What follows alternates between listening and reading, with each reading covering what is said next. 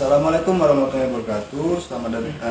Hari ini kita akan membahas tentang prakarya di kelas 9. Ustadz ingin memberitahu sebelumnya.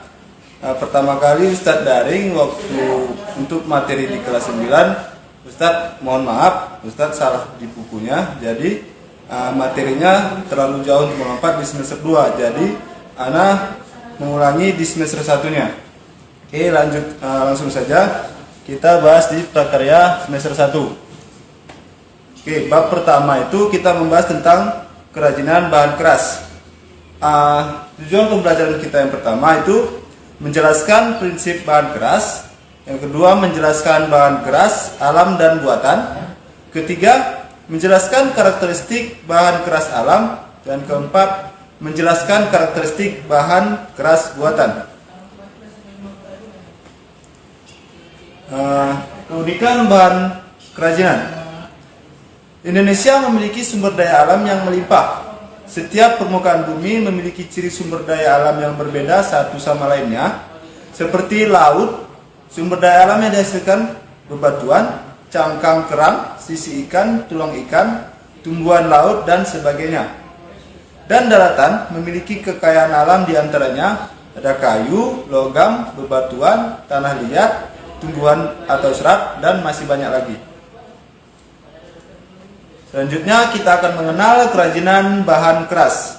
Seperti namanya, kerajinan bahan keras adalah produk kerajinan yang pembuatannya menggunakan bahan dasar bersifat keras. Kerajinan ini dapat dijadikan bisnis yang berpotensi meraup keuntungan yang menggiurkan, terutama untuk ekspor, sebab kerajinan seperti ini seperti mebel dan rotan, Indonesia cukup terkenal di dunia.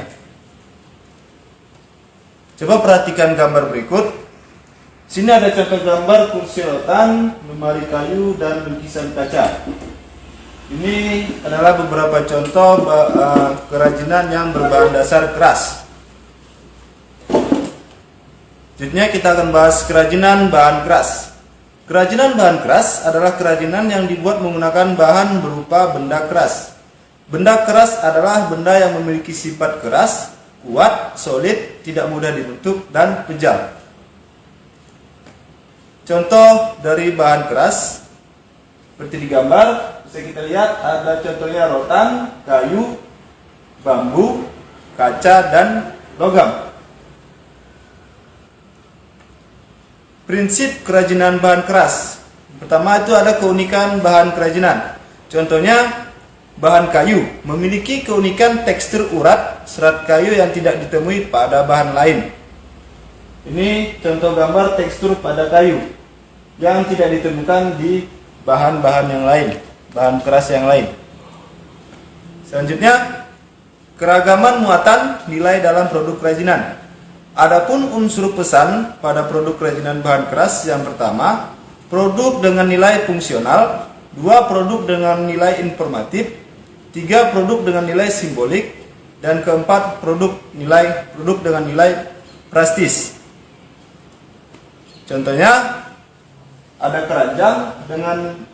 keranjang rotan dengan nilai fungsional, dan kemudian ada kerajinan pin kaleng yang bernilai informatif. Dan ketiga ada lukisan kaca yang bernilai simbolik, dan yang terakhir ada tas kulit yang bernilai praktis. Oke, selanjutnya aspek rancangan dalam produk kerajinan. Yang pertama, faktor teknis yang meliputi metode produksi dengan mesin atau manual dan tingkat kemahiran sumber daya manusia. Kedua, faktor ekonomis yang meliputi pemasaran, distribusi, hak cipta, nilai jual, dan selera masyarakat. Dan yang ketiga, faktor ergonomis meliputi kenyamanan, keamanan, kesesuaian, dan kepraktisan. Dan keempat, faktor sains dan teknologi meliputi inovasi atau modifikasi dan mengikuti perkembangan zaman. Yang kelima, faktor estetika atau keindahan, daya pikat, keserasian, penggarapan, perupaan, kesan yang ditampilkan. Dan yang terakhir ada faktor kondisi lingkungan yang meliputi nilai budaya. Selanjutnya, jenis dan karakteristik bahan keras. Bahan keras terbagi dalam dua jenis. Yang pertama itu ada bahan keras alam, dan yang kedua bahan keras buatan.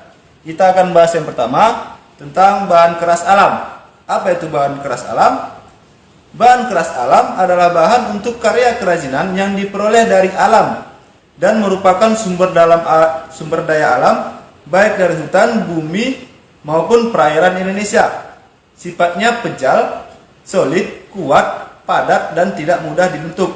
Contoh seperti kayu, bambu, rotan, dan sebagainya. Dan kedua ada bahan keras buatan. Apa itu bahan keras buatan? Bahan keras buatan adalah bahan untuk karya kerajinan yang diolah dan dicampur dengan bahan tertentu sehingga menjadi keras dan memiliki sifat kuat dan tahan lama. Contoh bahan yang digunakan berupa kaleng, kaca, dan sebagainya.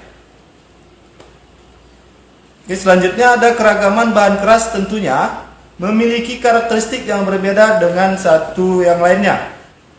Ciri-ciri bahan keras yang pertama, bahan keras alam. Ada kayu, memiliki karakteristik. Yang pertama itu keras, memiliki serat atau urat kayu. Memiliki serat atau urat kayu yang indah. Dan kedua, memiliki lingkaran tahun. Ketiga, tahan lama dan dapat diukir. Ada beban ringan seperti lame dan albasia yang berat. Ada juga yang berat seperti jati. Ini jenis kayunya ya. Seperti lame dan albasia ini jenis kayu. Itu sedikit ringan bahannya. Dan ada yang jati itu agak berat. Kemudian sebagian dapat memuai karena perubahan suhu. Kecuali kayu jati. Jadi kayu jati memiliki kelebihan. Tidak berpengaruh pada perubahan suhu. Selanjutnya bambu. Bambu memiliki karakteristik. Yang pertama, batang kuat, namun akan terjadi pelapukan jika terkena air. Terus dan menerus.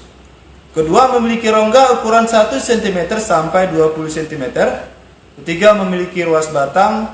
Keempat, tekstur batang halus. Kemudian, dapat dipotong bentuk sayatan ataupun bentuk utuh. Dan yang ketiga ada rotan. Karakteristik dari rotan adalah batang kuat, lebih kuat dari bambu, ada yang berongga dan ada yang tidak, ruas batang samar, tekstur batang halus, dapat dipotong bentuk sayatan ataupun bentuk utuh. Dan terakhir, panjang bisa mencapai 10 meter. Kemudian bahan keras buatan yang pertama itu ada kaca. Karakteristik kaca yang pertama itu transparan dan bening. Kedua, ketebalan bervariasi antara 1 mm sampai 2 cm.